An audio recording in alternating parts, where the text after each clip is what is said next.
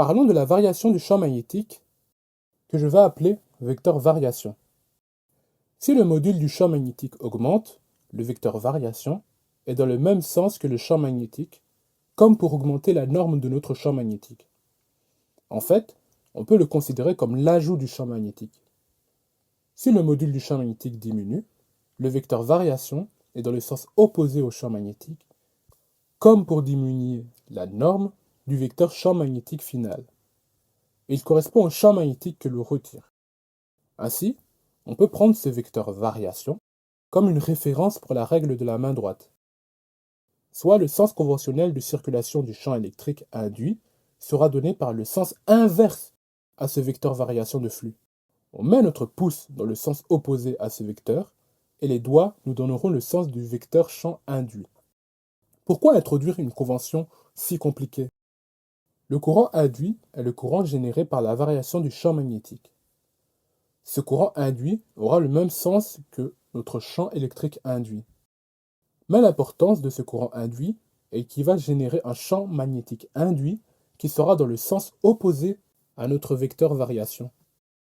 Ceci implique que notre champ magnétique total variera avec ce champ magnétique induit.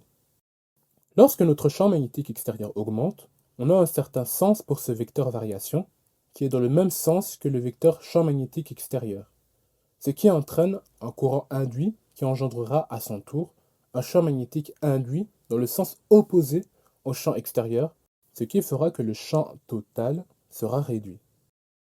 Regardons le cas opposé. Lorsque notre champ magnétique extérieur diminue, on a un certain sens pour le vecteur variation qui est dans le sens opposé au champ magnétique extérieur.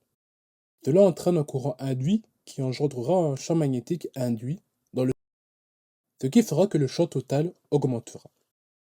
Ce qui est intéressant à analyser, c'est l'impact des forces.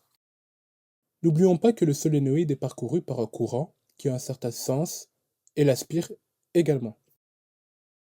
Soit, si le courant dans les solénoïdes a le même sens que celui de l'aspire, on a une force magnétique qui apparaît et faisant que nos deux éléments se rapprochent.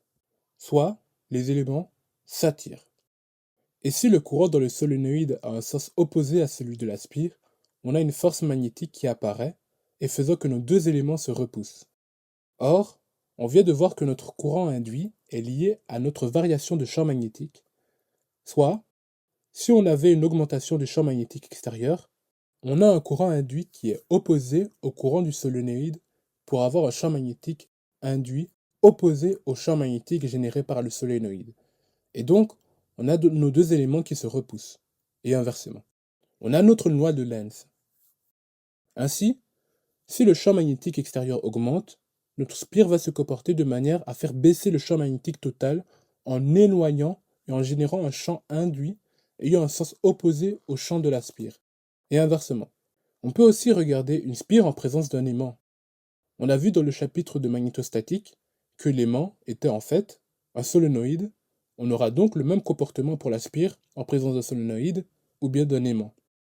On peut interpréter ces phénomènes de répulsion et d'attraction comme des phénomènes permettant de conserver le module du champ magnétique qu'on a, soit l'augmenter lorsqu'il diminue, ou bien le diminuer lorsqu'il augmente. La loi de Lenz nous dit que le champ magnétique induit s'oppose à la variation du champ extérieur.